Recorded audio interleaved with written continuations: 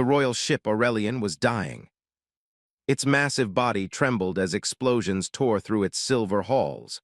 Lights failed one by one, and the proud banners of House Vathar burned into ash.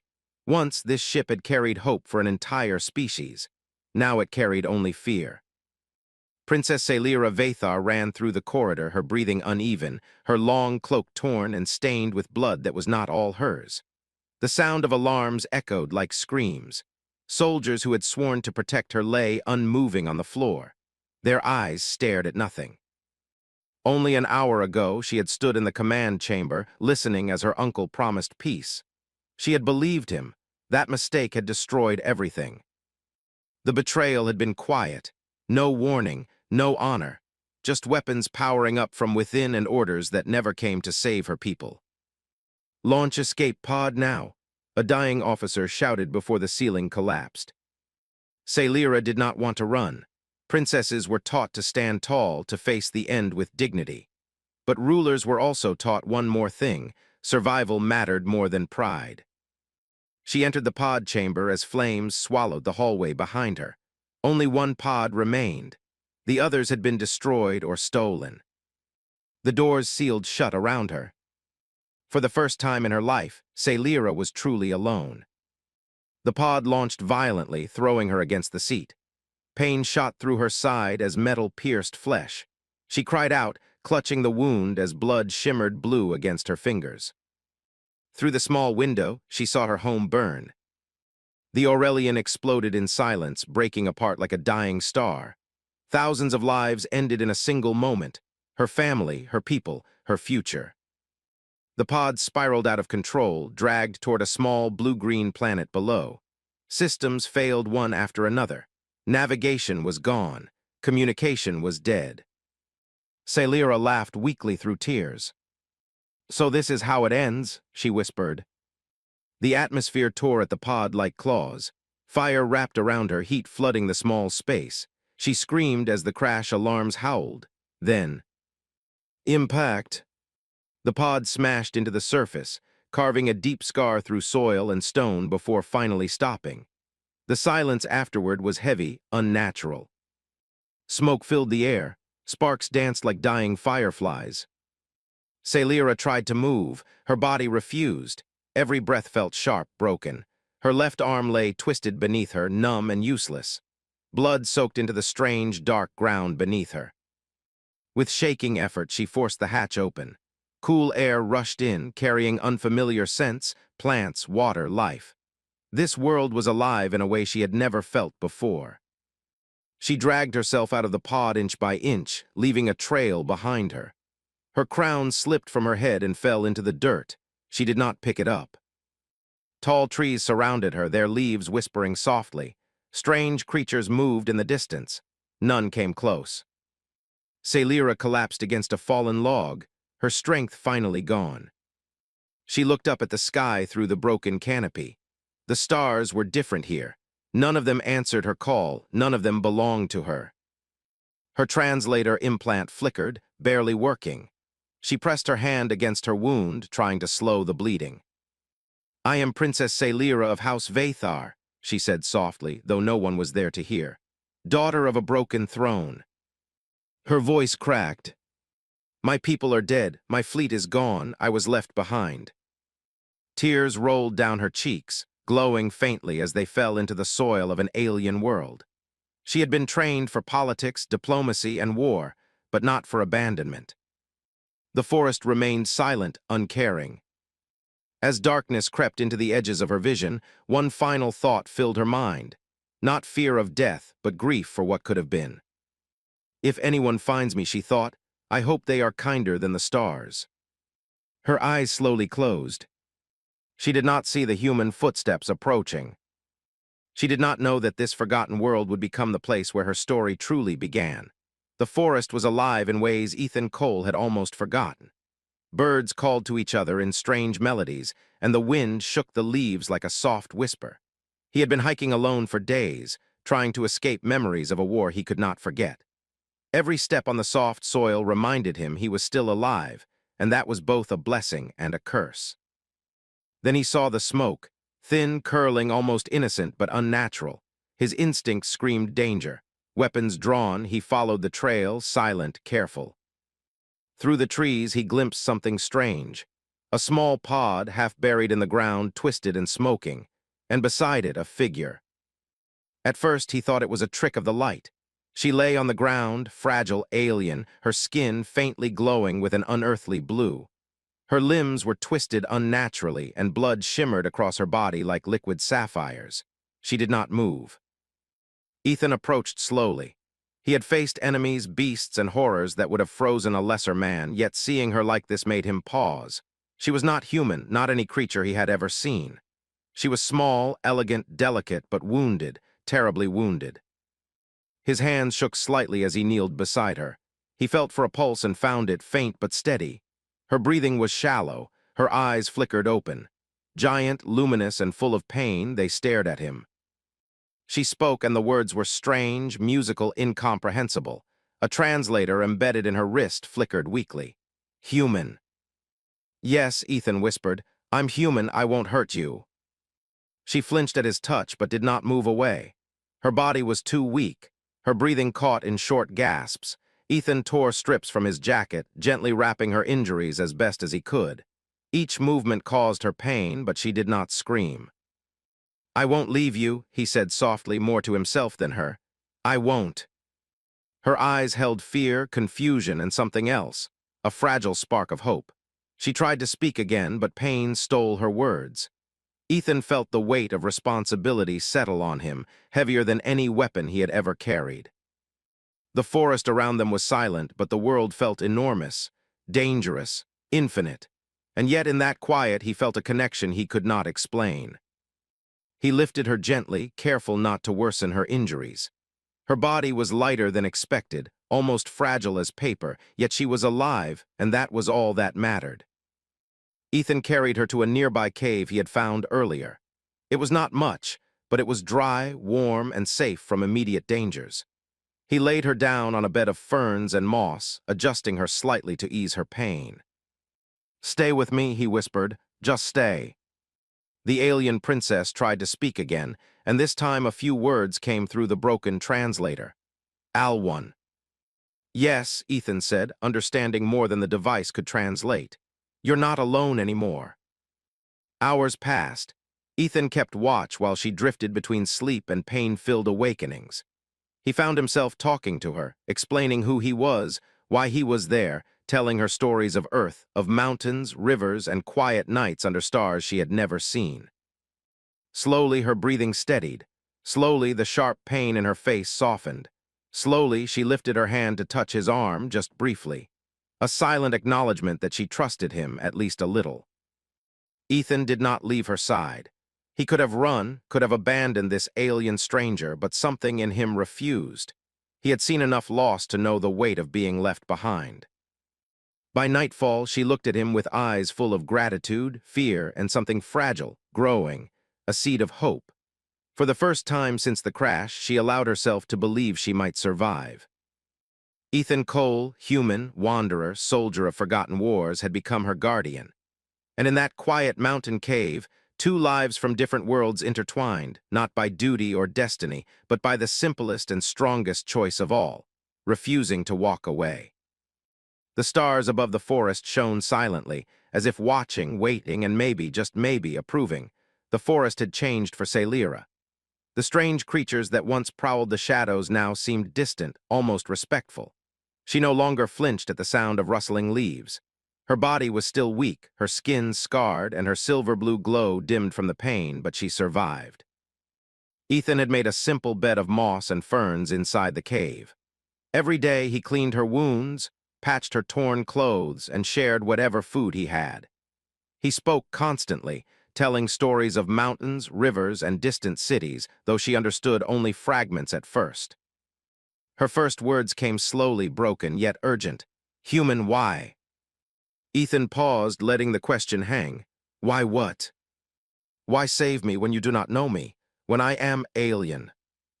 He shrugged, maybe because I know what it is to be left behind. She looked at him, her glowing eyes searching his face. For centuries, her people had been trained to trust only themselves, only House Vathar. Now she saw a human, a creature so small compared to her fleet, yet carrying a heart heavier than any of her soldiers.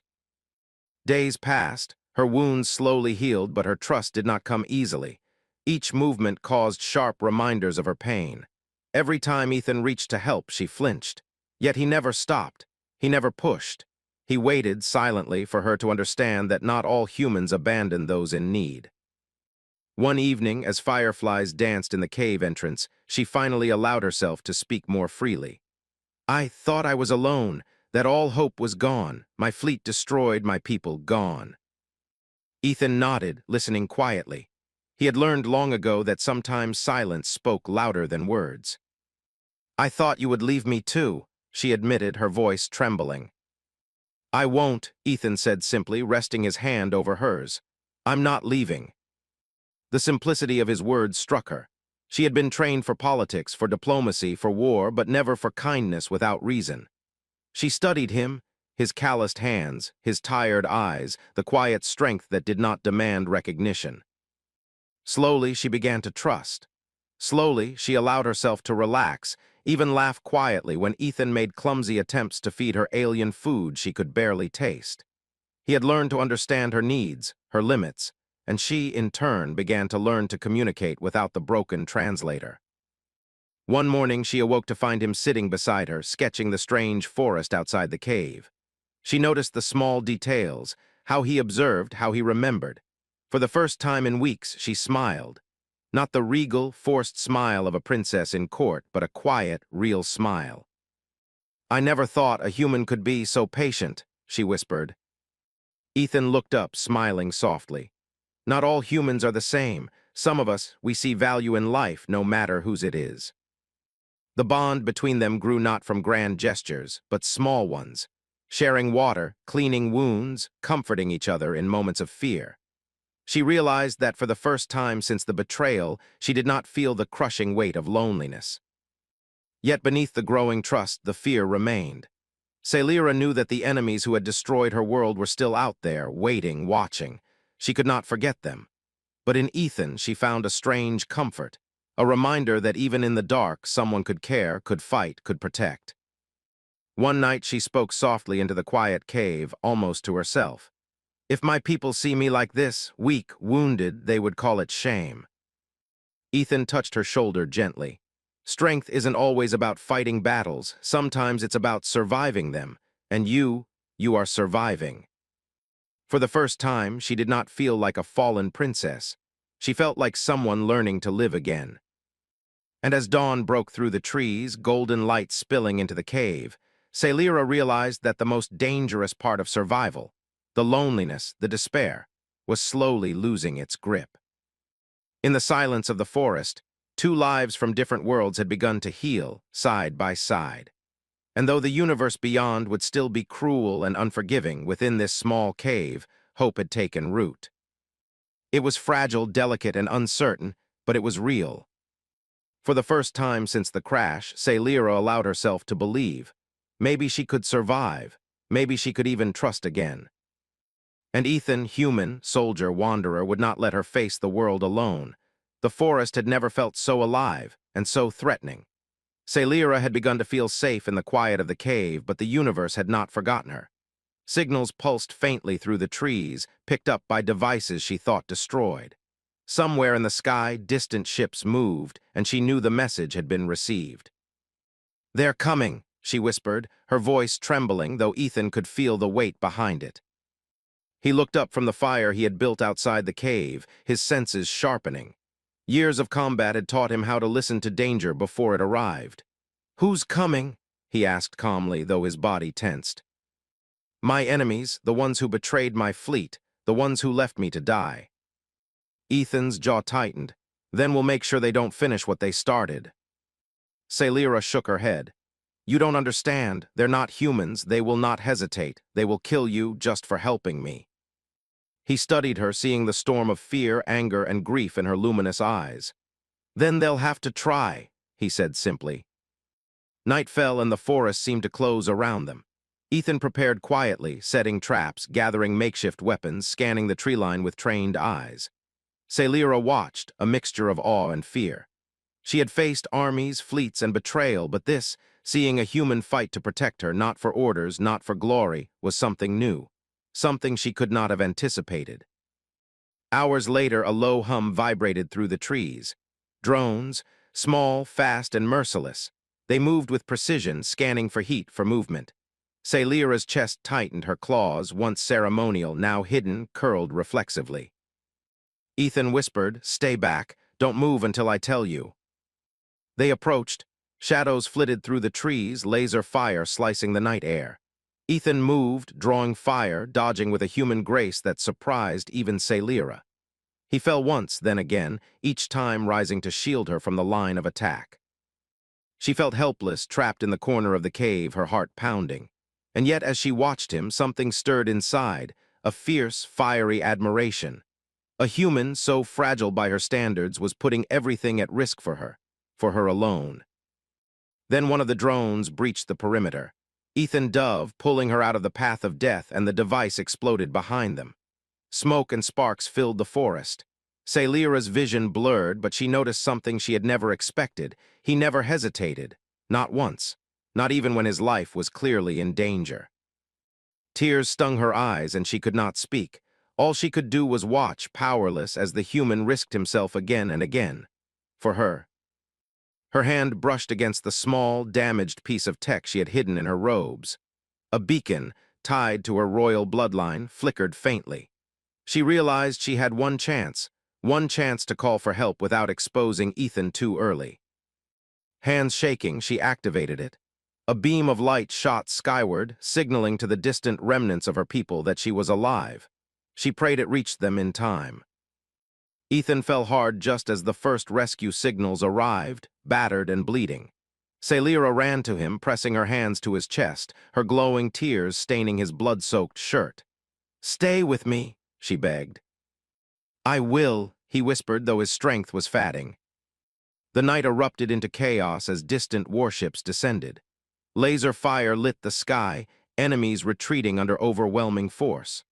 The forest shook, but Ethan and Celira were at its center, battered but alive. For the first time, Celira realized something profound. Humanity was not weak. Humanity could choose courage, even when the odds were impossible. And the human beside her, wounded and relentless, had just proven it. She gritted her teeth, her fingers brushing his bloodied arm. "I will not forget this," she promised quietly. "Not you, not this moment, not what humans can do." Ethan managed a tired smile. "Just don't let anyone else die because of me." Her voice was firm now, though trembling with emotion. "I will make sure they never forget." The forest fell silent again, save for the hum of distant ships. And in that quiet, Celira understood something she had never truly believed before. Sometimes hope did not come from fleets or weapons or royal decrees. It came from a single human refusing to walk away. The first light of dawn painted the forest in pale gold, cutting through smoke and shadows. Celira sat beside Ethan, her hand resting lightly on his shoulder. His breaths were shallow but steady. He had fought, bled, and survived more than she could count. And yet, as she looked at him, she realized that survival alone could never explain the courage he had shown. Above the trees, distant shapes appeared, massive, gleaming warships that reflected the rising sun. Her fleet had arrived. The House Vathar forces were real, alive, and ready. Ships descended silently, positioning themselves above the clearing like guardians in the sky. Celira's heart ached as she watched. Relief washed over her, but it was tempered with grief. So much had been lost, thousands of lives, her people, her home. And yet, among the wreckage of betrayal and fire, one life had endured because of a human. Ethan tried to sit up, grimacing at the pain in his side. "They're here," he said, voice rough. "Go, get to your people." She shook her head, tears welling in her luminous eyes. "I will not leave you, not after what you've done." Ethan reached for her hand, fingers brushing hers with a tired, firm touch. "You are a princess. You belong with your people. You have to lead them. I'm human. I will find my own way back." Celira stared at him, her mind struggling to reconcile the pain and gratitude swelling inside her. "You saved me when no one else would," she whispered. "No crown, no army, nothing, just you." The commander of her fleet approached, sleek in armor, eyes scanning the wounded forest. "Princess Sailira," he said, bowing low. "We have come to take you home. The traitors who abandoned you are defeated. We can repair what remains of our forces." She looked at him, then back at Ethan. The choice was clear, yet complicated. She could return to power, to responsibility, to the life she had been born for. But she could not ignore the human who had given her hope when the universe had turned its back. "I command," she said finally, her voice steady. "But my first order is not for the fleet or revenge. It is this: no one who helped me shall be forgotten. Humanity stands beside House Vathar, whether they know it or not."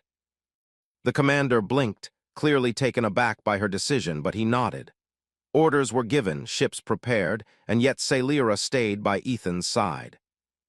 Ethan tried to protest. "Princess, you can't."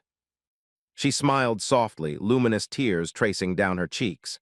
"I can, and I will, because sometimes the smallest courage changes everything." With careful hands, she helped him to a medical shuttle. The human who had been her savior now became her companion into the wider galaxy, not as a servant, not as a soldier, but as someone she had chosen to honor. The fleet moved in formation above, their engines humming like a heartbeat through space. Sailira watched the forest below, scarred but alive, and thought of all that had been lost. Then she looked at Ethan, his hand brushing hers, and realized that life, real life, was possible even after betrayal, fire, and despair. She spoke softly, almost to the wind. "Hope is not given by stars or ships. Hope is given by those who refuse to walk away." Ethan smiled weakly. "I'm glad I stayed." She laughed quietly, a sound full of relief and newfound strength. "And I will make sure the universe remembers it." Above them, the first wave of House Vathar ships lifted off, returning to the fleet. The human and the princess, two unlikely survivors, looked at each other and understood something unspoken. Courage was not about power or fleets, but about choices, about who stood with you when the world abandoned you. In that moment, amidst smoke, scars, and dawn, Sailira Vathar, the princess once left behind, found hope not in a crown, but in a human heart. And the galaxy, silent witness to their survival, waited for the story that would change its course forever. The shuttle hummed softly as it rose above the forest, carrying Sailira and Ethan toward the fleet that had saved the remnants of her people. Outside, the alien stars streaked past, strange constellations reflecting in the princess's luminous eyes. She watched them silently, her mind full of memories, the betrayal, the fire, the pod crash, and the human who had never left her side. Ethan leaned back in his seat, bruised, bandaged, and exhausted, yet there was a quiet satisfaction in his gaze. "You're going back to your people," he said quietly. "You'll have everything you lost or more. Why are you looking out there like that?" Sailira didn't answer immediately. Her hand brushed against the damaged translator at her wrist, and she thought of all she had learned in these weeks. Leadership wasn't about power alone. It wasn't about fleets, crowns, or armies. It was about choices, about seeing what mattered and protecting it no matter the cost. "I am returning to rule," she said finally, her voice steady yet soft. "But I cannot forget what you did for me." Ethan turned to her, puzzled. "What do you mean?" "I will not forget that humanity, at its core, has courage. That even when I was abandoned, you did not turn away. You risked your life for me when no one else would. That is worth more than any fleet or throne." He gave a small, tired smile. "I just did what I had to." She studied him, her glowing tears reflecting the distant stars. "No," she said firmly. "You did more than that. You reminded me that life, even for someone like me, is worth fighting for, that hope can exist in the darkest places." The shuttle entered the fleet's protective formation. Massive ships loomed above and around them, sleek, bright, and powerful. Sailira's people had been waiting anxious, their fear replaced now by cautious relief. Commanders saluted her as she stepped onto the bridge, but her focus was elsewhere. She turned to Ethan. "I can offer you a choice," she said. "You can return to your world, free to live as a human, or you can stay with me. Not as a servant, not as a soldier, but as a bridge between our species." Ethan's heart skipped. "You're serious?" "Entirely," she replied. I will need someone I can trust, someone who understands humans, someone who taught me that courage does not need a crown. That is you." He hesitated, thinking of Earth, of his life as it had been. But then he remembered the pod, the fire, the forest, the weeks of quiet care, the danger he had faced, and he realized that the world he had left behind could never offer him what he had found here. "I will stay," he said finally. "I will help you. If it matters to you, it matters to me." Her eyes softened. "Then you have my promise. You will not be forgotten. Not by my people, not by me, not by the universe that watches us now." As she spoke, the fleet's engines hummed like a heartbeat across the void of space. Celira realized something profound. Alliances were not only built on treaties or fear. They were built on trust, loyalty, and the courage to stand together when it mattered most. Ethan looked around at the alien ships, the vastness of the fleet, and then back at her. "You really believe humans can make a difference?" She nodded. "I have seen it. You are proof." Silence stretched between them, comfortable and unforced. Two lives from different worlds, united not by duty but by choice, by the quiet determination to protect each other. The princess's hand found his again, a simple gesture yet heavy with meaning. "We will face the galaxy together," she said, "and I will show my people that humans are not weak, that they can be hope." Ethan squeezed her hand, feeling a warmth he had not known he was missing. "Then let's make sure the universe knows it." As the shuttle moved deeper into the fleet, Celira looked out at the stars. For the first time since the crash, she did not feel alone. She had survived betrayal, fire, and abandonment, and now she had found trust, loyalty, and hope in a human who refused to leave. And somewhere deep in her heart, she knew that their story, the story of courage, survival, and the bond between worlds, was only just beginning. Years passed, and the galaxy remembered the story. Not the battles or betrayals that had left Princess Celira's world in flames, but the moment a human had refused to abandon her when all else failed.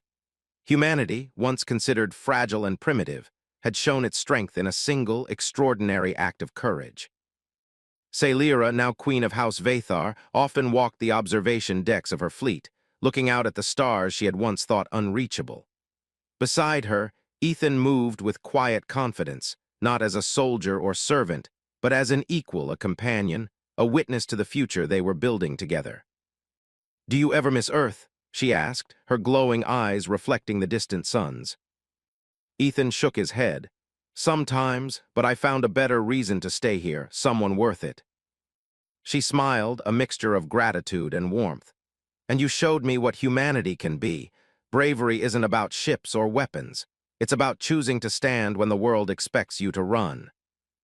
The fleet moved through space, establishing new alliances, rescuing colonies, and rebuilding what had been destroyed.